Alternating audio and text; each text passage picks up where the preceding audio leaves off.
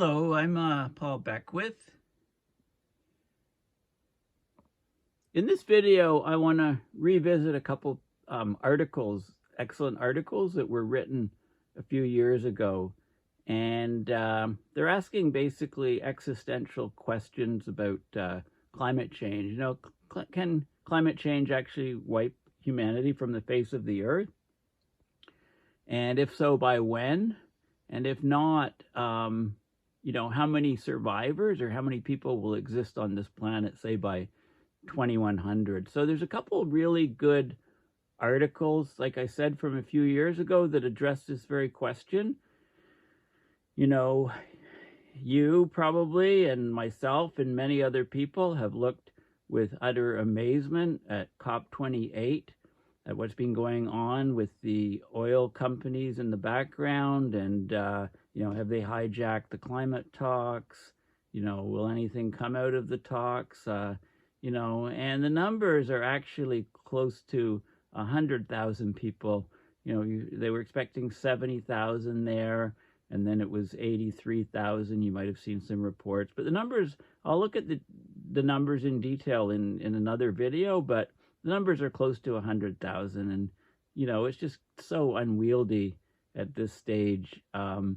A paper came out recently that looked at how people get to the COPs and the number of private jets and the carbon burn per kilometer of flight of private jets carrying only a few people. And it's just all a big gong show, or maybe we should call it COP28 Burning Man in Dubai, the Burning Man Festival. That would be a better name perhaps for it. But anyway, let's look at what these articles said in the past. And if anything, climate has accelerated greatly since they were both written. So this is one of them. It's a cultural comment to the New Yorker by Jonathan Franzen from just over 4 years ago. What if we stop pretending? The climate apocalypse is coming. To prepare for it, we need to admit that we can't prevent it. Okay, so that's one of the articles. But the first article I'm going to talk about is one that was, is basically, asking, can the climate crisis wipe out 6 billion people? And it came across my Twitter feed, and I thought, yeah, this is a good topic. So this is the article. It was written just after the previous article I showed you. Again, just over 4 years ago. So the answer is yes, the climate crisis may wipe out 6 billion people. If you look at what's happened since, over the intervening years since this article and the other one were written, things have greatly accelerated and gotten a lot worse. So this article is by William Rees, who's an emeritus professor of human ecology and ecological economics at the University of British Columbia. Okay, so he basically has a lot of points and calculations, and says that, he provides the grim calculations for humanity if climate change and growth in population and consumption fueled by cheap energy goes unchecked. And we know it's actually, not only is it going unchecked, but it's a lot worse. The world right now collectively is burning over 100 million barrels of oil per day to fuel our economy and everything else that we do and have done in the last few centuries. And we're clearly not able to reduce it. The idea of, there's going to be a huge argument over the next week or so. Do we phase it? Can we say phase it out? Countries are going to vote and say, no, we have to phase it down, not out. And they're arguing over semantics, and meanwhile the planet continues to get boiled. So here's a quote by Chris Hedges. I always like Chris Hedges' work. Carbon emissions may continue to rise, the polar ice caps may continue to melt, crop yields may continue to decline, the world's forests may continue to burn, coastal cities may continue to sink under rising seas, and droughts may wipe out fertile farmlands. But the messiahs of hope assure us that all will be right in the end, only it won't. Okay, so And I really like this, the way it starts off this article, right? The climate crisis really underscores the fact that Homo sapiens are not primarily a rational species, right? When humans are forced to make important decisions, particularly decisions affecting our economic security or socio-political status, primitive instinct and raw emotion tend to take the upper hand. You know, the caveman brain, if you like, comes into play. The amygdala neurons fire up, and emotions, suppress the ability of our rational, more evolved parts of the brain. They basically get hijacked by these emotions and instinct. This is not a good thing if the fate of society is at stake. Take hope, for example. For good evolutionary reasons, we naturally tend to be hopeful. Humans tend to be hopeful in times of stress. So gently comforting is this word. Even the word hope gives you these warm, fuzzy feelings. Some people even call their daughters the name Hope. But hope can be enervating. It can take away energy. It can be flat out debilitating when it merges with mere wishful thinking, rainbows and unicorns. When we hope, for example, that some technology alone can save us from climate change. Okay, so the novelist, and this is the other article, he asks, if your hope for the future depends on a wildly optimistic scenario, what will you do 10 years from now when the scenario becomes unworkable, even in theory? And of course, they bring in Roger Hallam, right, the Extinction Rebellion guy in the UK. He can scarcely be held up as a messiah of hope.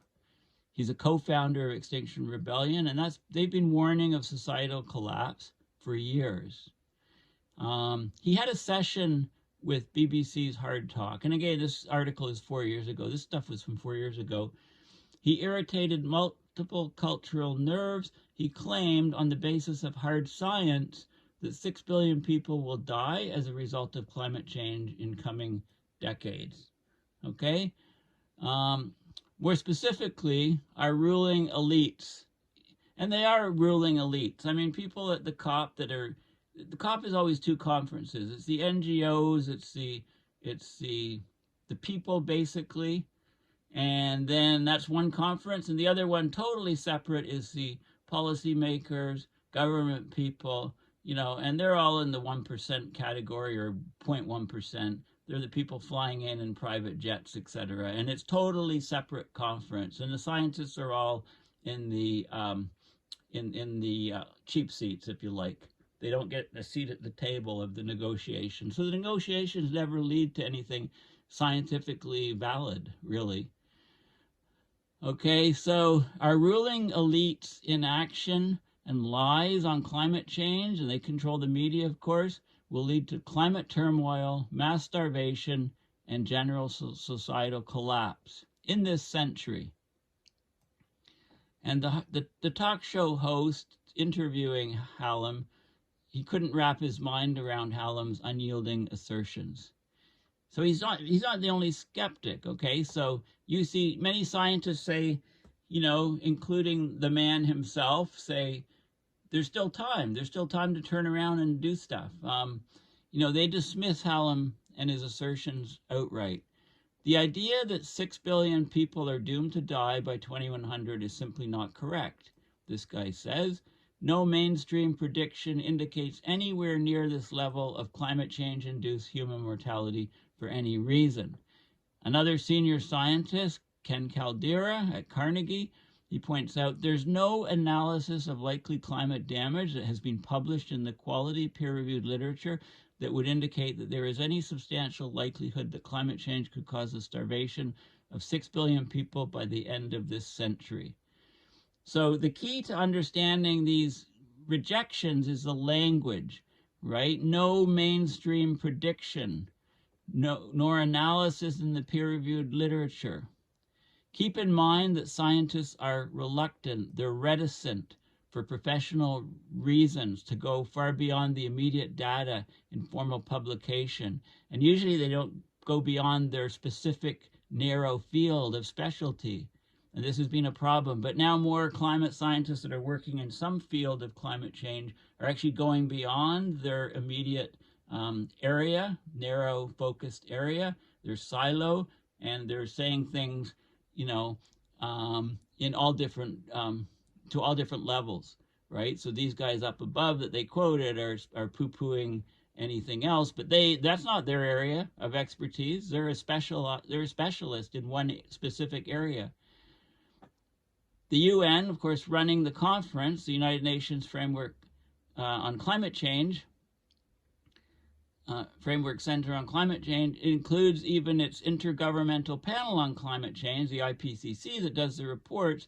These are so dominated by economist concerns, they're so bent by political considerations that extraneous noise obscures the scientific signal. Okay, they're supposed to, they're a consensus effort. Okay, so what does Hans Joachim Schellenhuber do? Director Emeritus of Germany's Potsdam Institute. What does he argue? And I think Stefan Ramsdorf is now the emeritus now, but he's still connected. Maybe he's retired, or he's still very active, but I don't think he's a director anymore 4 years later. He argues that a trend towards erring on the side of least drama has emerged. When the issue is the survival of civilization is at stake, conventional means of analysis may become useless. Okay, so you can't discount these ideas just because a couple prominent scientists say they're not going to happen. I mean, that's absurd. Exploring this argument, policy analysts David Spratt and Ian Dunlop conclude climate policy making for years has been cognitively dissonant, a flagrant violation of reality. So it's unsurprising that there is a lack of understanding amongst the public and elites of the full measure of the climate challenge. People just don't really get how bad climate change is, even though we try to tell them. In mainstream scientific publications and official reports, the truth about climate change and the fate of civilization may be buried deeply between the lines. But there's other context in which experts are not quite so reticent and whose assertions echo Roger Hallam's. As much as a decade ago, so this would have been in the late, this would have been in around 2010 or so, there was a climate symposium organized to discuss the implications of a 4 degrees Celsius warmer world. And we're pushing against 2 right now.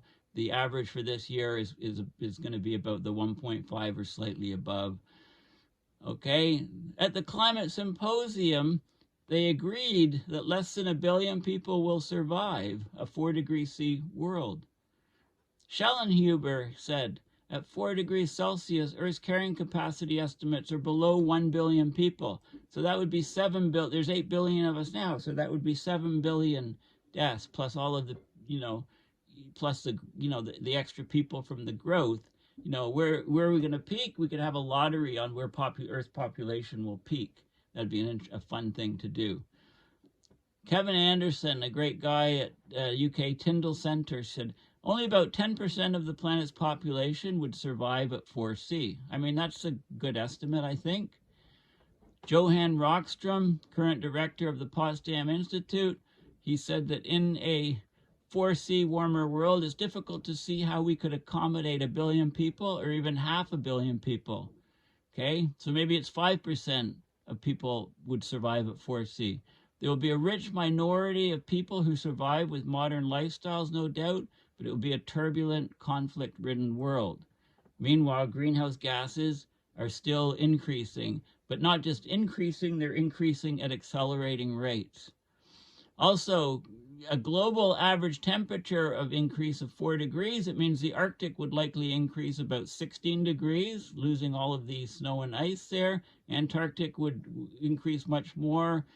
Land temperatures would increase at double this, ocean temperatures at about half this. And at high altitudes, it will increase double the average at high altitudes. Okay, so land temperatures would be 5.5 to 6 warmer away from the coast. I'd say this is an underestimate. It's probably more like 8 degrees Celsius warmer, double the global average rise. Much of the tropics would be too hot for humans to survive. Many densely populated parts of the temperate zone would be desertified. Okay, so places in the Middle East would become, a lot of them would become uninhabitable. Maybe that's not such a bad thing given what we're seeing going on there right now. A 4 Celsius warmer world map suggests that as much as half the planet would become uninhabitable. A 4 Celsius world assumes business as usual or no new climate policies in coming decades. Known and unknown feedback mechanisms could make 4C possible even with new politically acceptable policies. Okay, so we're heading there anyway, perhaps, if we breach all these feedbacks. David Spratt asks and answers, so did Roger Hallam go too far? Not at all. There's serious research and eminent voices in support of his statements. The gross error in all of this are those who cannot countenance this conversation. So they can't even fathom this conversation, many people, many mainstream scientists. They just poo-poo it. It's ridiculous. It's too painful for them to even address. Okay, and that goes with many politicians, government leaders. They just, most of the world cannot countenance this conversation. That's why it's very important to have it and to talk about it. It's not going to go away. It's going to be there, and we're accelerating towards it. So this begs the question of whether all those would countenance any uncomfortable conversation. Like population, for example, has long been a forbidden topic, despite being one of the root causes of the ecological crisis, right? It's been the elephant in the room in climate talks for many, many years. Where might a discussion of population ecology lead? Would its conclusions be any more politically acceptable? Okay, so here, let's talk about some of the key factors which support the idea that, the vast majority of the human population won't be around by 2100 or sooner. Okay, we can begin by gaining some insight into the startling implications of exponential growth. Okay, humans just do not understand exponential growth. When something's growing exponentially, it has a constant doubling time. Like a population growing at 2% a year, it'll double every 35 years. The increase that occurs during any doubling period will be greater than the sum of the increases experienced in all previous doublings, right? It's that type of growth, and we just can't fathom it. We're linear thinkers. So here's a figure of world population, right? It's all happening in the last little bit here.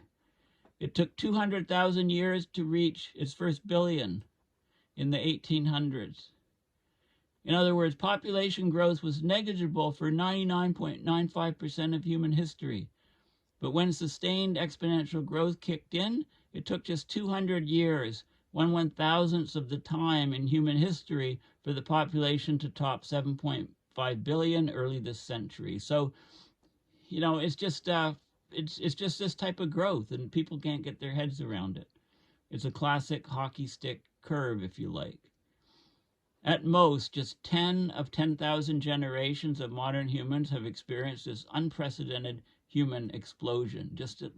Right? You're very privileged. You're alive. You're watching this video on technology like your smartphone or your computer, and you're only 10 of 10,000 generations of modern humans that have seen this type of growth in human population.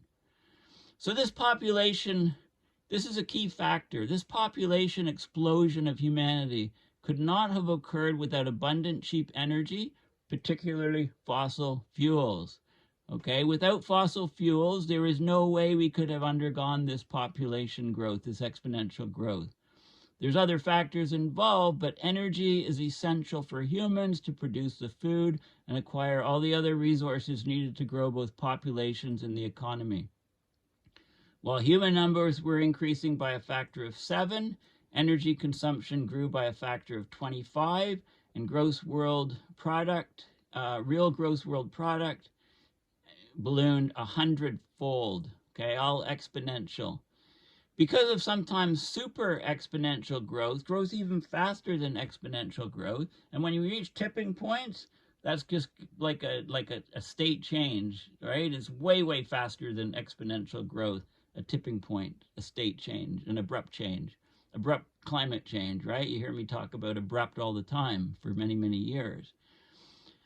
Because of sometimes super exponential growth, half of all the fossil energy and many other essential resources ever used have been consumed in just the past 30 to 35 years. You know, look at the Club of Rome study about the resources. Look no further to explain why human-induced climate change has suddenly become so urgent, right? The pace of change is unprecedented. The recent spurt of population, economic, and consumption growth that we today consider to be the norm actually represent the single most anomalous period in human history. There's nothing close to the norm with what you've been seeing in your lifetime. Meanwhile, of course, Earth hasn't grown at all. On the contrary, natural life support has arguably contracted, right? We're losing habitable parts of the Earth, right? We've fished out 90% of the large fish in the oceans. Right? We've been to every part of the earth, and desertification is making regions in the tropics less and less conducive to supporting any life whatsoever. So global ecological deterioration indicates that the human enterprise has overshot our long-term carrying capacity. We're currently growing the human population and economy by liquidating once abundant stocks of so-called natural capital and by overfilling natural waste sinks. So we're literally converting the ecosphere, the environment around us, into human bodies. Prodigious quantities of cultural artifacts and vastly larger volumes of entropic waste. That's what tropical deforestation, fisheries collapses, plummeting biodiversity, ocean pollution, climate change, that's what they're all about. So they're basically, the Earth is losing its ability, its capacity to support human life. Corollaries: we will not be able to maintain even the present population at current average material standards. And population growth toward 10 billion will accelerate the depletion of essential bioresources, the destruction of life support functions upon which civilization for everybody depends. Right? The recent history of human population dynamics, it resembles a boom-bust cycle of any other species. This is nothing new. Any other species introduced to a new habitat with abundant resources and no predators, there's very little negative feedback. The population expands rapidly, exponentially. It depletes the essential resources. It pollutes its habitat. We basically have overshoot. Then we have negative feedbacks: overcrowding, disease, starvation, resource scarcity, competition, conflict, that reasserts itself, and the population crashes to a level at or below the theoretical carrying capacity. It may go locally extinct in some places. So we get this boom bust. It's the way of the world. The boom bust, nutrients are depleted, and then you get the bust cycle. Go and look at the limits to growth video I just did, and you can see this exact thing for food supply. Okay? The world community can still choose to influence the speed and depth of the coming bust phase. We're basically running out of time for that. Some species habitats or populations in simple habitats, they cycle repeatedly through the boom and bust phases, right? And the height of the boom is called the plague phase. The hypothesis is that Homo sapiens are currently approaching the peak of the plague phase of a one-of global population cycle and will crash because of depleted resources, habitat deterioration, and psychosocial feedback, including possible war over remaining assets sometime in this century. But wait, I hear you protest. Humans are not just any other species. There's something special about us. We're smarter. We can plan ahead. We just won't let this happen. Perhaps, but what is the evidence so far that our leaders even recognize the problem. Now, this was written 4 years ago. What is the evidence even since this was written? It's all to worsen the problem. The evidence is that, we'll hold another COP, we'll promise this and that. Greenhouse gases still rise in an accelerating rate. Temperature rise is accelerating. Look how much it's gone up in the last 4 years. We're heading into global boiling, basically. So there's no evidence that our leaders will do anything. The crash may be triggered or exacerbated by the depletion or abandonment of economic stocks of fossil fuels. Right? Modern civilization is a product of and dependent on accessible, abundant energy. There's no viable alternatives to fossil fuels at the moment, not on the scale that we need. Sure, renewables are increasing. Yeah, they're talking about increasing nuclear at COP, and doing all of these different things. But the heart is just not in it. People just don't give a crap. And, we're going to go into very, very harsh times and a much lower population in the coming years. Even if we do develop equivalent substitutes for fossil fuel, they will at best merely delay the crash. Look at Tim Garrett and entropy and enthalpy of the earth, those sort of things. The long-term human carrying capacity of Earth after ecosystems have recovered from the current plague is probably 1 to 3 billion people, depending on technology and material standards of living. Estimates vary from fewer than 1 billion to 1 trillion people, right? Don't listen to Musk. He wants, more and more and more people on the planet. He just doesn't get the severity of this problem. Getting there would mean 5 to 9 billion and fewer people on the planet, right? To go to 1 to 3 billion, that's 5 to 9 fewer billion people, especially if we get up to 10, right? This is where we end up after recovery, following either controlled descent.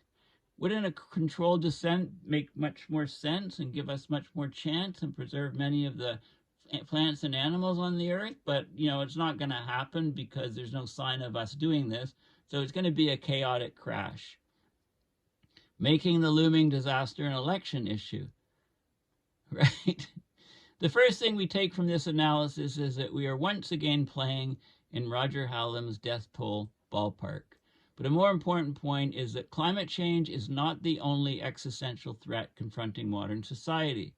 We could initiate any number of conversations that end with the self-induced implosion of civilization and the loss of 50 to 90% of humanity. And that places the global community in a particularly embarrassing predicament.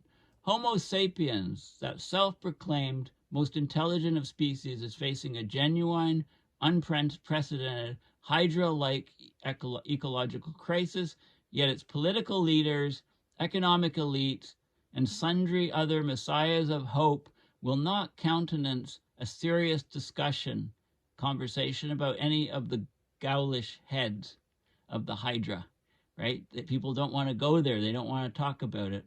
Climate change is perhaps the most aggressively visible head, yet despite decades of high-level talks, well, we're up to COP28, it says 33 in all, and that was 4 years ago. Several international agreements to turn things around. Atmospheric CO2 and other greenhouse gases have more than doubled to over 37 gigatons. And they're still rising at record rates. And 4 years later, they're accelerating at even greater record rates. And the Earth is starting to produce fossil fuels coming out of the marshlands, the wetlands, etc. These things are going to dwarf human emissions soon. Okay? So the only certainty is the longer we deny reality and delay concerted action, the steeper and deeper the crash is likely to be. Where does that leave us? Okay, so Jonathan Franzen, and I'll in the other article, which I'm going to show you quickly, he says you can keep hoping that catastrophe is preventable, or you can accept that disaster is coming and begin to rethink what it means to have hope. Certainly, hope is sterile if unaccompanied by vigorous action that reflects looming reality. Okay, so it talks about the Canadian election back in 2019, 2020. Sitting MPs. Just how much time have they spent contemplating these issues or debating them in caucus? Zero. What is their party's plan for the coming great unraveling? Zero. Okay. Okay. Anyway, it's a great article. Have a look at it. And follow me on Twitter, and you can just find it. I just posted it earlier today. Enervating. If you didn't know what that word is, it causes one to feel drained of energy or vitality. So having hope without any action is enervating. And another word was countenance. He was reluctant to countenance the use of force, to even consider it a possibility. So many people are policymakers, government leaders. They don't want to even countenance the idea that climate can make humans extinct or kill 6 billion people, et cetera, et cetera. Okay. So cultural comment. What if we stop pretending? The climate apocalypse is coming. To prepare for it, we need to admit that we can't prevent it. Okay, so Kafka, I love some quotes in here, right? Kafka says, there is infinite hope, only not for us. So this is a fittingly mystical epigram from a writer whose characters strive for ostensibly reachable goals and tragically or amusingly never manage to get any closer to them. Sounds like us. In our rapidly darkening world, the converse of Kafka's quip is equally true. There is no hope except for us. Talking about climate change. The struggle to rein in global carbon emissions and keep the planet from melting down has a feel of Kafka's fiction. The goal's been clear for 30 years, despite we're at COP28, the 28th COP. Despite earnest efforts, we've made essentially no progress towards reaching our goals. The scientific evidence verges on irrefutable. If you're younger than 60, you have a good chance of witnessing the radical destabilization of life on Earth. Massive crop failures, apocalyptic fires, imploding economies, epic flooding, hundreds of millions of refugees fleeing regions made uninhabitable by extreme heat or permanent drought or bombs, if you're in Gaza. If you're under 30, you're all but guaranteed to witness it.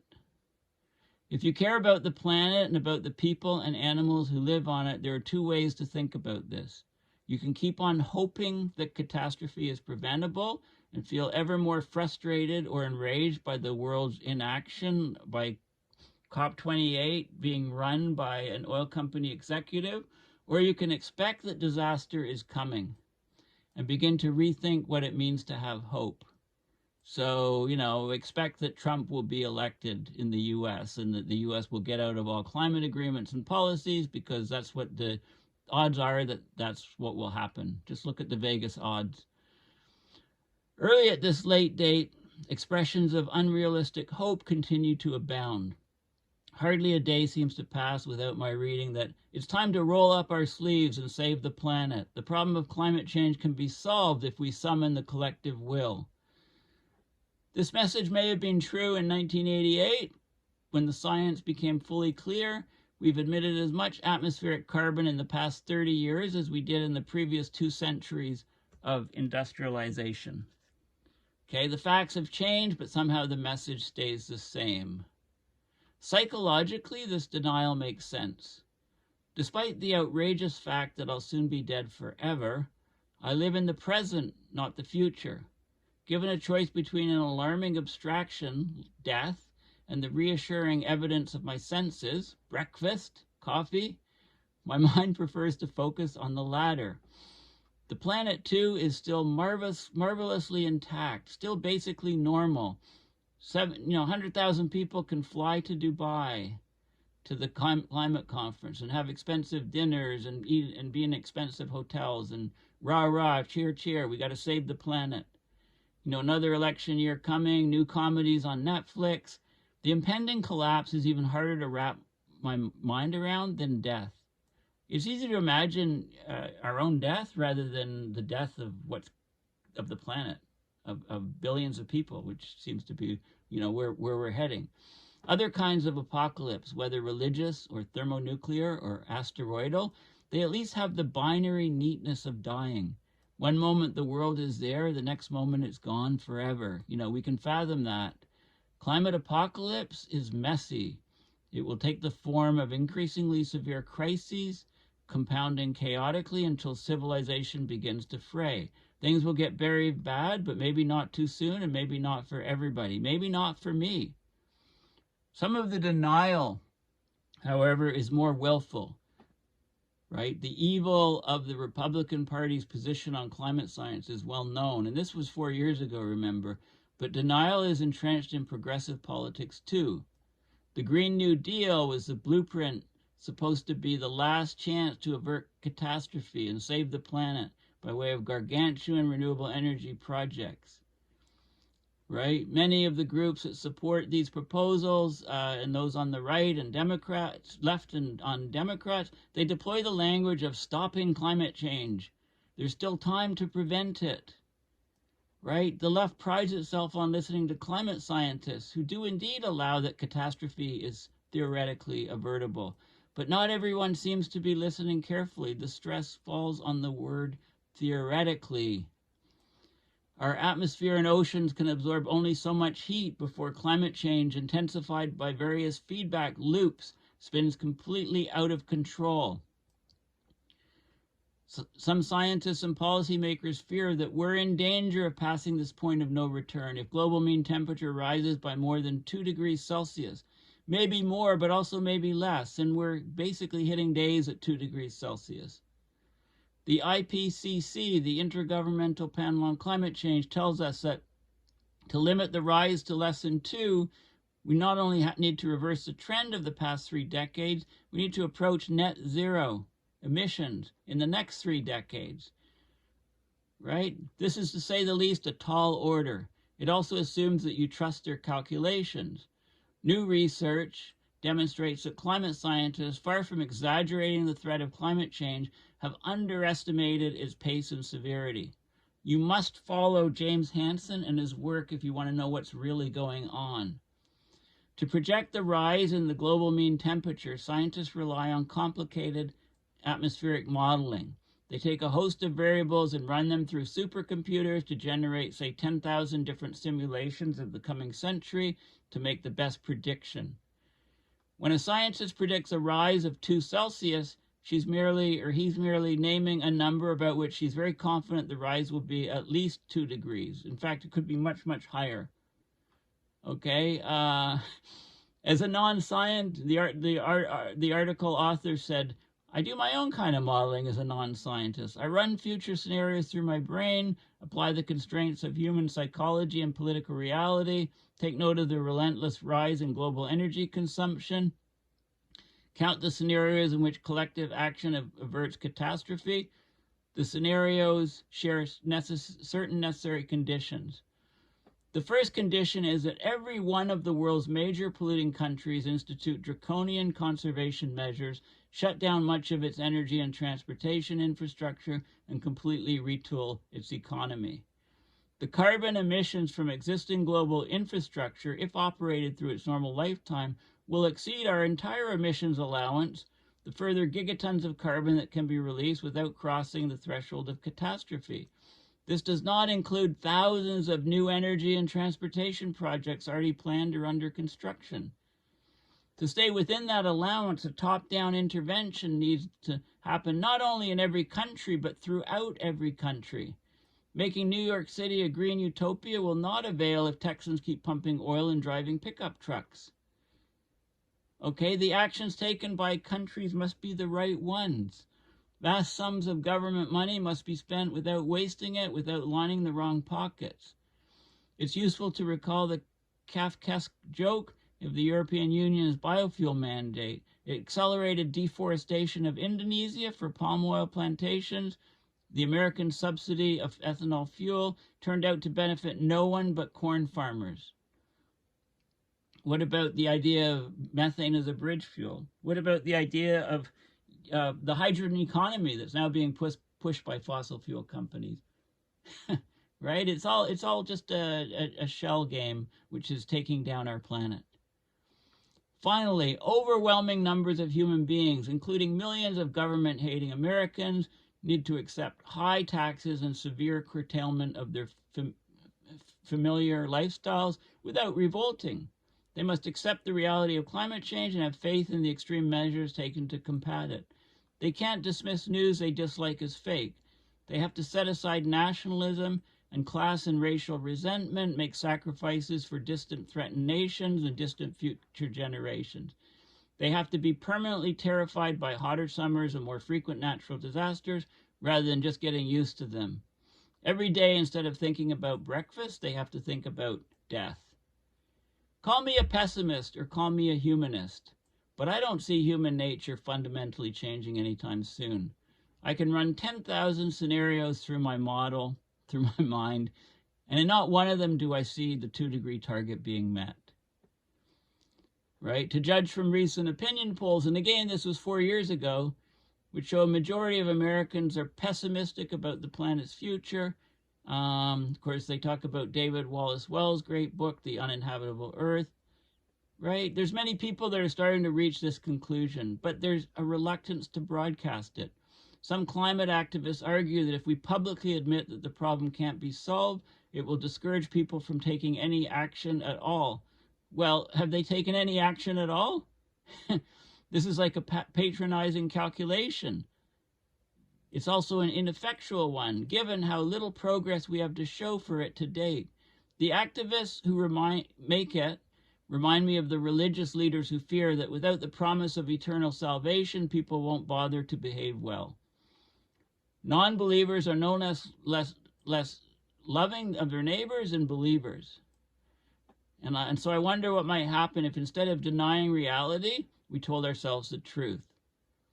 First of all, even if we can no longer hope to be saved by 2 degrees of warming, there's still practical and ethical case for reducing carbon emissions. In the long run, it probably makes no difference how badly we overshoot 2 degrees. Once the point of no return is passed, the world will become self-transforming, right? All these feedbacks kick in. Halfway cutting our emissions would make the immediate effects of warming seem less severe, but it would somehow only postpone the point of no return. Right? The most terrifying thing about climate change is the speed at which it's advancing or accelerating.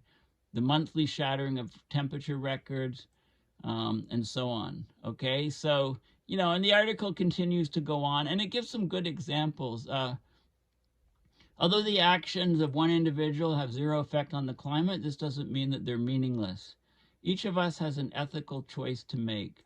During the Protestant Reformation, when end times was merely an idea, not the horribly concrete thing it is today, a key doctrinal question was whether you should perform good works because it will get you into heaven, or whether you should perform them simply because they're good. Because while heaven is a question mark, you know that this world would be better if everybody performed good things. I can respect the planet and care about the people with whom I share it without believing that what I do will save me or save the planet. More than that, a false hope of salvation can be actively harmful. If you persist in believing that catastrophe can be averted, you commit yourself to tackling a problem so immense that it needs to be everybody's overriding priority forever. One result, weirdly, is a kind of complacency.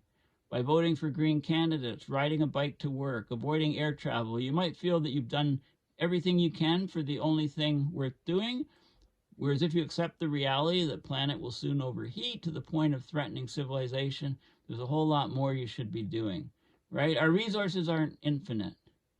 If we invest much of them in the longest shot gamble, reducing carbon emissions in the hope that it will save us, it's unwise to invest all of them. Every $1 billion spent on high-speed trains, which may or may not be suitable for North America, is $1 billion not banked for disaster preparedness, reparations to inundated countries, or future humanitarian relief. Okay, so, and it talks about all-out war on climate change made sense only as long as it was winnable. Once you accept that we've lost it, other kinds of action take on greater meaning. Okay, and he talks about, and it also talks about hope and more hope and, some local things that were going on.